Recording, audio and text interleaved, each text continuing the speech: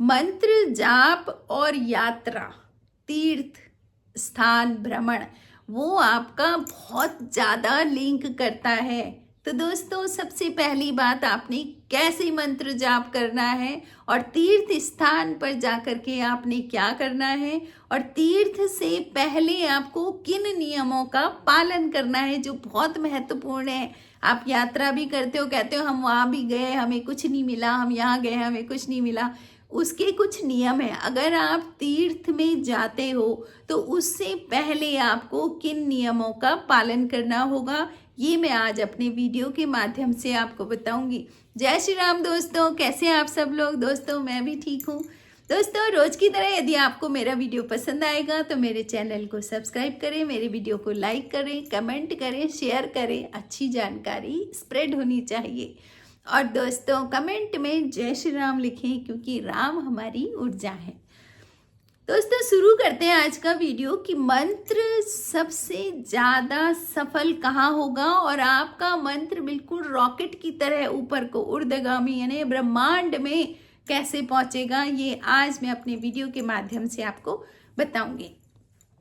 दोस्तों, सबसे पहली बात कि तीर्थ यात्रा, अगर आप तीर्थ यात्रा पर जाते हैं तो बहुत अच्छी बात है, लेकिन आपको कुछ नियम जानने बहुत ज़रूरी है जिनका वर्णन हमारे शास्त्रों में है कि यदि आप तीर्थ स्थान पर जाते हो, उस एनर्जी से आरूबरू होने जा रहे हो आप, है ना, तो आपको कुछ नियमों का पालन करना पड़ेगा। वो नियम कौन कौन से हैं दोस्तों? सबसे पहला नियम, तीर्थ यात्रा के दिन से 3 दिन पहले आपको दूध का त्याग कर देना है।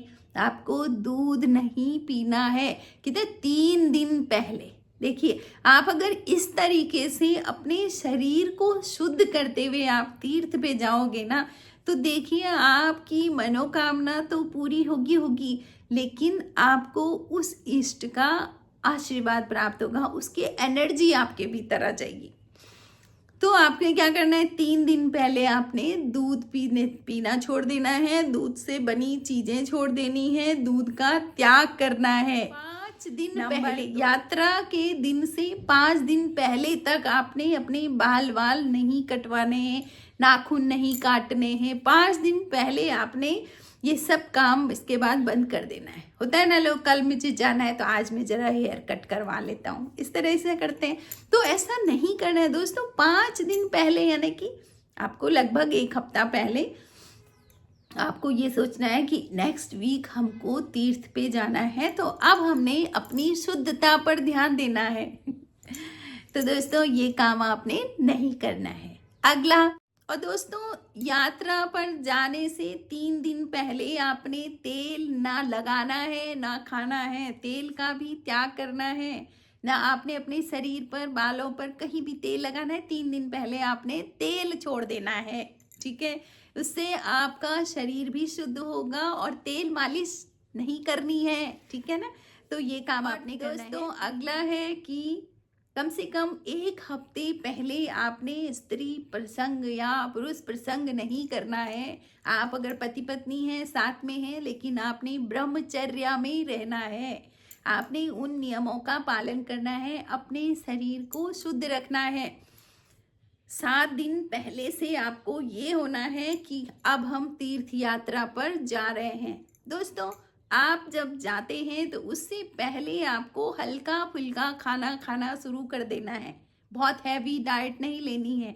आपका शरीर जितना खाली रहेगा, पेट में आपका ठुसा ठुसा अन्न नहीं रहेगा, तो समझ लो कि आप उतना आप ईश्वर की एनर्जी की पात्रता ग्रहण कर रहे हो, ठीक है। तो इस तरीके से आपने यात्रा पर जाना है।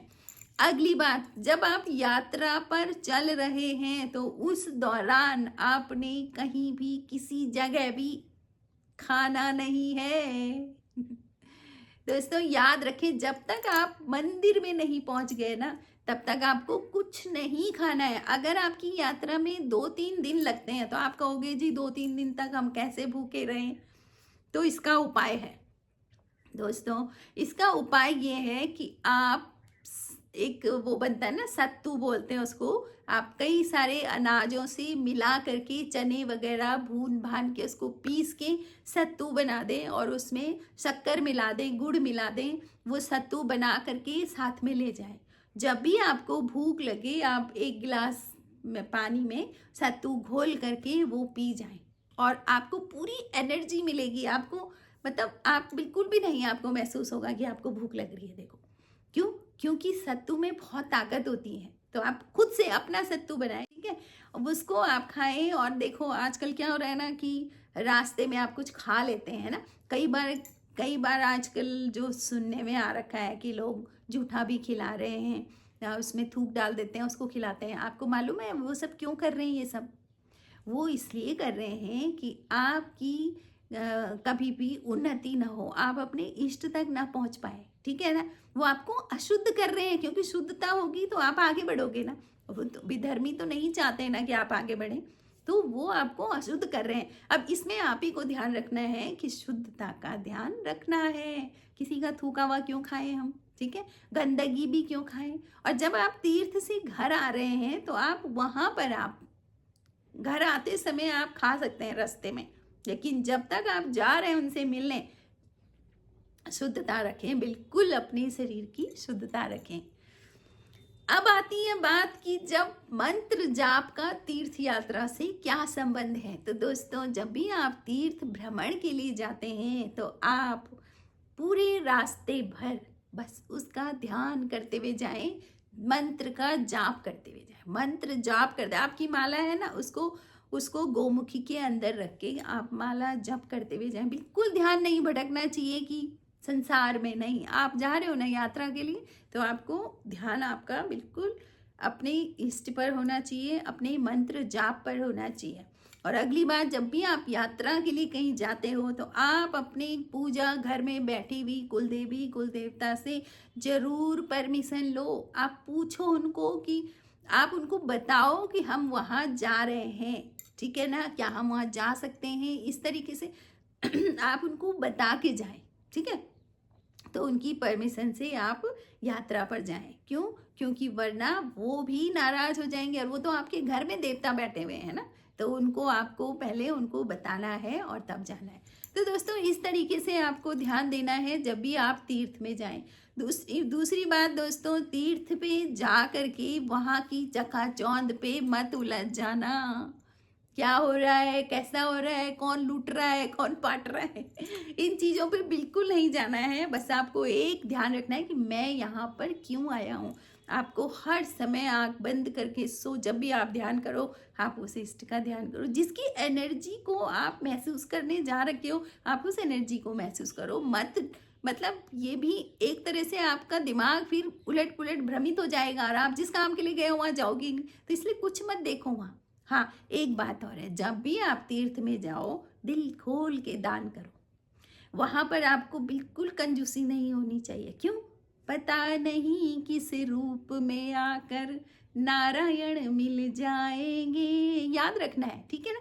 क्या पता कहाँ पर भगवान आपको मिल जाए, तो इसलिए क्वेश्चन नहीं करने हैं, बिल्कुल दिमाग खाली करके जाना है, अपना बर्तन खाली करके वहां जाना है, बोलना प्रभु भरो। और कहीं पर आपको जगह मिलती है तो आप किनारे पे बैठ करके मंत्र जाप करें, अपने उस समय का सदुपयोग करें। तब देखिए आपको तीर्थ स्थान की एनर्जी कैसे आपको सारे फल देने वाली है। तो दोस्तों इन नियमों का जरूर ध्यान रखें। दोस्तों आपको वीडियो कैसे लगा कमेंट करें, अच्छी जानकारी है तो शेयर भी करें। Thank you for watching. जय श्री राम।